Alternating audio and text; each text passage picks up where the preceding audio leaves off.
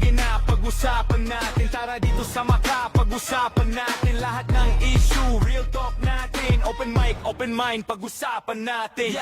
Ayan, welcome back! Dito na tayo sa topic ngayong umaga. May kaugnayan pa rin sa ating kalusugan. And this time, itong ating topic, yung masamang epekto ng sobrang paggamit ng cellphone o gadget. Lalo-lalo doon sa ating mga kabataan, mga kabandera, na damag, madaling araw, tumututok dyan sa kanilang mga cellphone. Talakayin natin yan, mga kabandera. Ayon sa mga pag-aaral, ang labis sa screen time ay maaring magdulot ng physical, mental at emotional na problema sa bata. Narito ang mga posibleng sakit at masamang epekto ng sobrang paggamit ng cellphone. Listen up. Mga sakit na maaaring makuha dahil sa labis sa paggamit ng digital eye strain o pagkapagod ng mata. Sa bagay, ako nga pag madalas din talaga, lalo na kasi nga pag nagsisearch tayo ng mga topic, nararamdaman natin talagang masakit sa mata.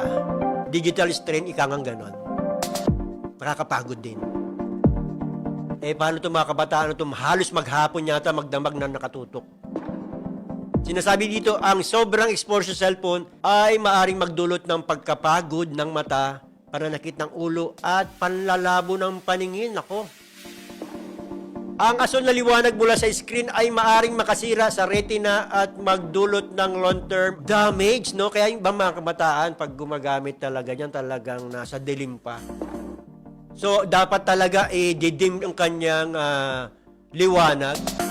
Kasi nga, ang sobrang exposure sa cellphone ay maaring magdulot talaga ng pagkapagod ng mata.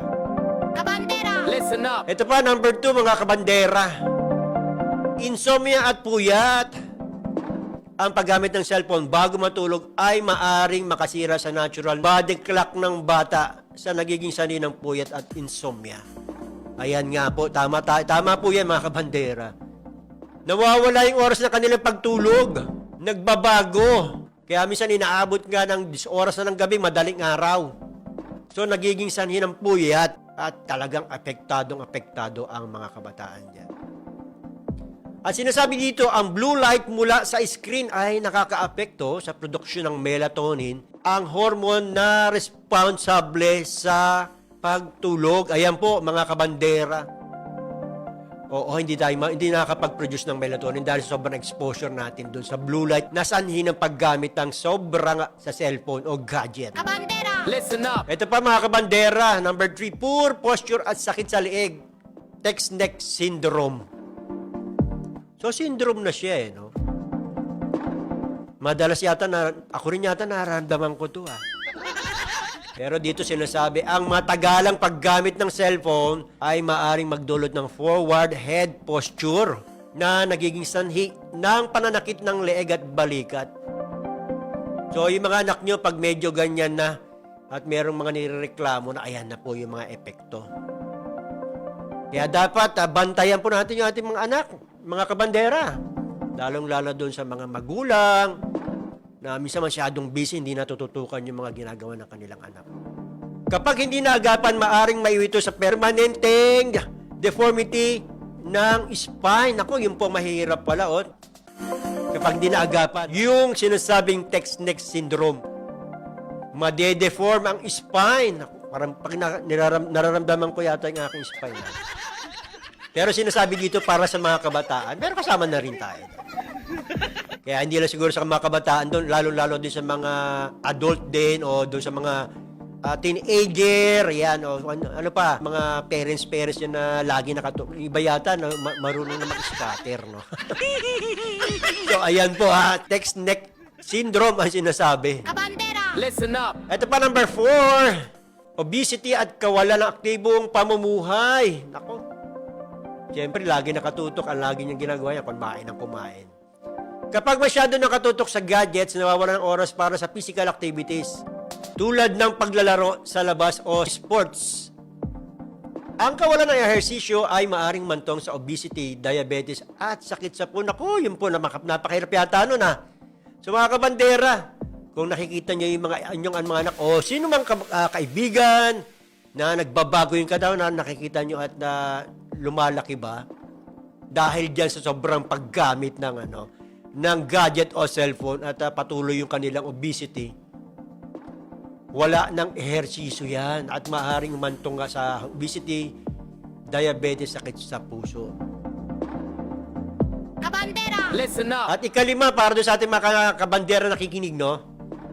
Behavioral problems at emotional distress. Ito madalas natin napapanood to no? Lalong-lalo doon sa mga post.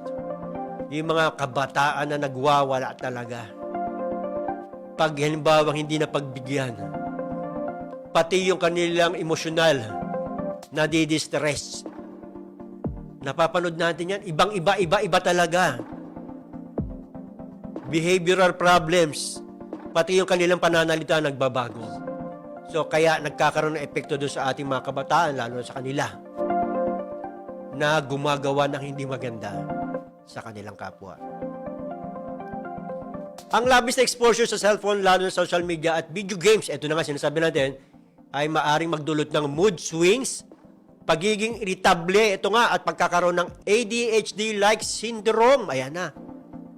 So, dapat agapan natin yan, mga kabandera. At ito pa nga, ang madalas sa panonood ng violent o aggressive content ay maaring makaapekto sa ugali ng bata. Oh yeah! So, mga kabandera, medyo kakaiba na to, ha? So, tignan nyo rin kung ano yung mga pinapanood nila sa kanilang mga gadget. Minsan makikita nyo lang kaya nagiging violent sila. Na-adapt nila yung mga games o na-adapt nila yung mga pinapanood nila o yung mga content ng kanilang fina-follow. Nag-iiba ang ugali ng kabataan. Kabandera! Listen up! And number 6, depression at anxiety. Ayon sa mga pag-aaral, ang labis sa paggamit ng cellphone ay maaring magdulot ng mental health issues tulad ng depression at anxiety. Mahirap yan, mga medyo bata pa na-depression at anxiety agad. Maaaring maapektuhan ang self-esteem ng bata lalo na kung madalas silang nakakaranas ng cyberbullying. So yun yung sinasabi nga natin. Violente dahil sa cyberbullying. So, dapat talagang tutukan.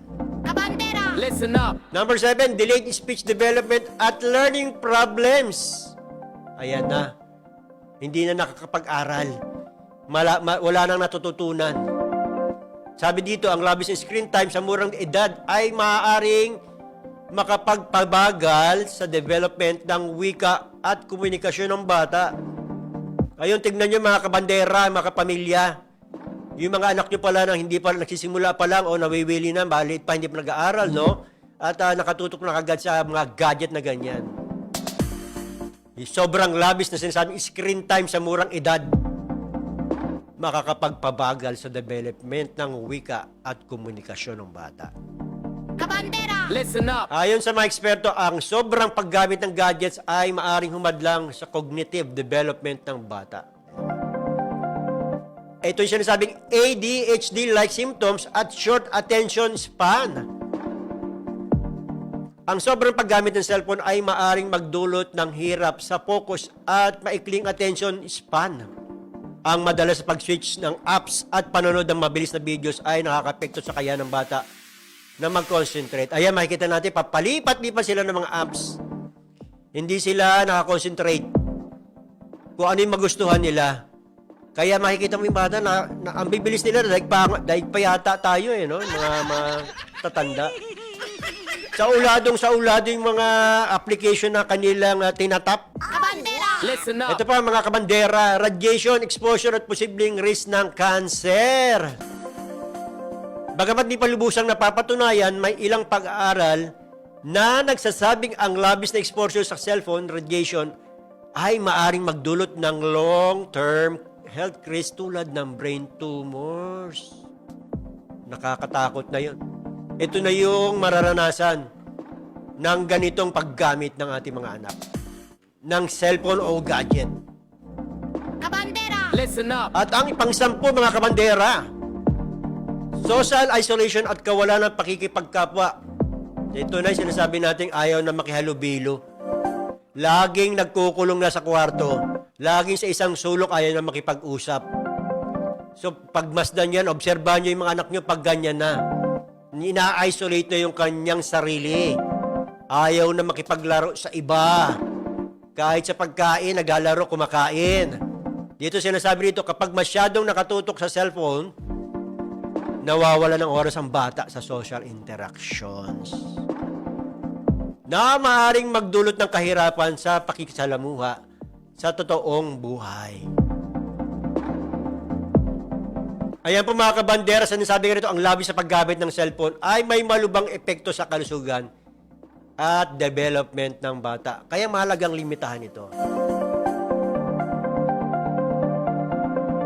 Ayan sa ating mga kabandera dyan, mga kapamilya, no, na meron tayong, hindi na natin napapansin yung ating mga anak at napapabayaan na natin. Hanggat maaga pa, tutukan na natin to.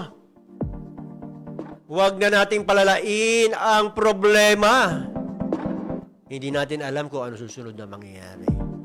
So yan lang ang talaga ang pwedeng maging epekto sa katawan. Pag-iisip, kalusugan ng ating mga anak pag yan ay napabayaan.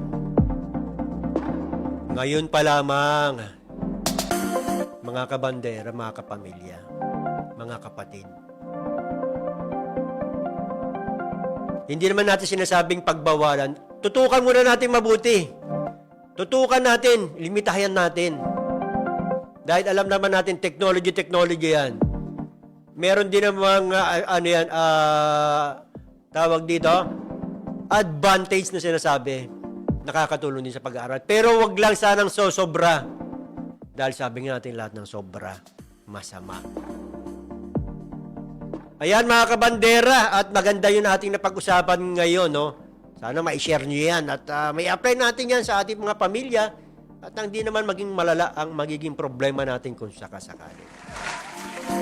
Again, mga kabandera, sana nakapulot na naman kayo ng mga aral at may share nyo naman sa iba. Again, hanggang sa muli, ito po ang inyong kabanderang si Israel.